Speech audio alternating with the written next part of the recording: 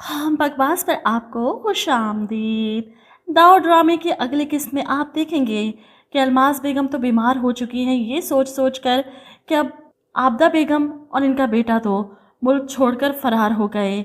आलियान अगर आ गया और इन दोनों को ना पाकर मेरा गिरबान पकड़ेगा तो मैं क्या करूँगी, अपने बच्चों को कैसे फेस करूँगी, ये सोचने बीमार कर देती है।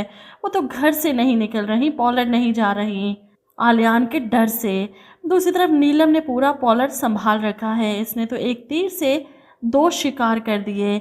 नेहा भी गई और अल्मास बेगम भी। अब तो पोलैंड इसके हवाले हो गया। लेकिन माँ की परेशानी देखकर सुंबुल को लगता है कि शायद वो भाभी की वजह से परेशान है। इसी वजह से कहती हैं कि आप सिर्फ हमें झूठी तसल्लियाँ दे रही हैं। मैं जानती हूँ कि आपने भाभी को लेकर परेशान हैं आप। पता नहीं किसने वो घटिया हरकत की है। अब अल्मास बेगम क्या बताएं कि नेहा की परवाह इनकी जूती को भी नहीं। इनको सिर्फ अपने बिजनेस की परवाह है, कहीं इनकी रेपुटेशन ख़राब ना हो जाए। निशा का मामला अगर बाहर आ गया। वहीं दूसरी तरफ आप देखेंगे कि बिलाखिर आलियान वापस आ जाता है, अपनी माँ को घर छोड़ता है और मुलाजमा को हिदायत देकर जाता है कि अम्मी को बिल्कुल भी पता ना चले निशा की मौत का। इन्हें खाना वगैरह खिलाओ, मैं निशा को लेकर आता हूँ। वो अपनी माँ को बताकर जाता है कि मैं निशा को लेने जा रहा हूँ और माँ निशा का इंतज़ार कर रही है। दिल घबरा रहा है, खाना खाने को दिल नहीं कर रहा। वहीं आलियान पहुँचता है सीधा हॉस्पिटल, जहाँ इसका दोस्त इसका मुंतज़िर था। आलियान इसके गले लगकर रोता है, नासिर ये सब कैसे हो गया, निशा कैसे हमें छोड़कर जा सकती है। वहीं नासिर भी रोता है, यार वो मेरी भी बहनों की तरह थी, मैं एक पल के लिए भी यहाँ से नहीं हिला, यहीं बैठा रोता रहा।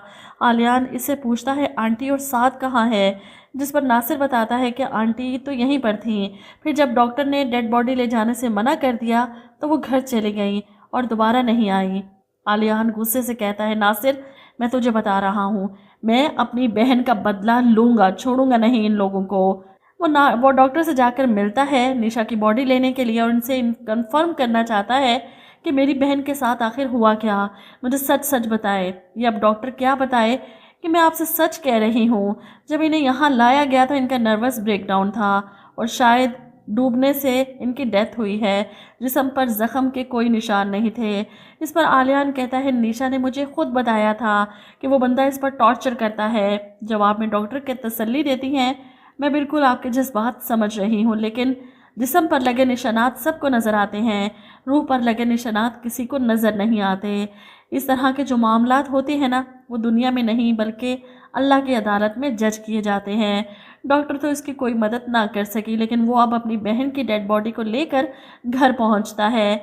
निशा की माँ जो इतनी बेसब्री से अपनी बेटी का इंतज़ार कर रही थी, आलियान को देखकर पूछती हैं, तुम तो निशा को लेने गए थे। जिस पर आलियान कहता है, ले आया हूँ इसे, बाहर है वो बाहर आती हैं तो अपने सामने एम्बुलेंस को देखकर हैरान रह जाती हैं। ऐसे में निशा की डेड बॉडी को एम्बुलेंस से निकाला जाता है। इसके चेहरे से सफ़ेद कपड़ा हटता है तो इसकी माँ तड़प जाती है, चीखने चिल्लाने लगती है। इन्हें यकीन नहीं आता कि इनकी बेटी इस हाल में घर आई है। यहाँ तक कि इस सदमे से वो बेहोश होकर अपने बेटे के सामने ही गिर जाती हैं। आलियान अपनी माँ को संभाले या अपनी बहन की तदफीन करे। इस बेचारे की माँ तो ये सदमा बर्दाश्त ही नहीं कर पाएंगी। और यहाँ आलियान तदफीन के बाद नासिर के साथ आबदा बेगम और साद के पास जाएगा इनके घर, अपनी बहन की मौत का हिसाब लेने। तब चौकीदार इन्हें रोकेगा। बेगम साहिबा और छोटे साहब तो मुल्क छोड़कर जा चुके हैं। ये सुनकर आलियान गुस्से से चिल्लाएगा, इन दोनों माँ बेटे ने मेरी बहन को मार दिया, छोड़ूंगा नहीं मैं इन्हें। अब यहाँ से वो जाएगा सीधा अल्मास बेगम के पॉलर, इनका पता करने, इनका हिसाब करने, जिन्होंने शादी से पहले तसल्लियाँ देकर, अपनी गारंटी देकर ये रिश्ता करवाया था।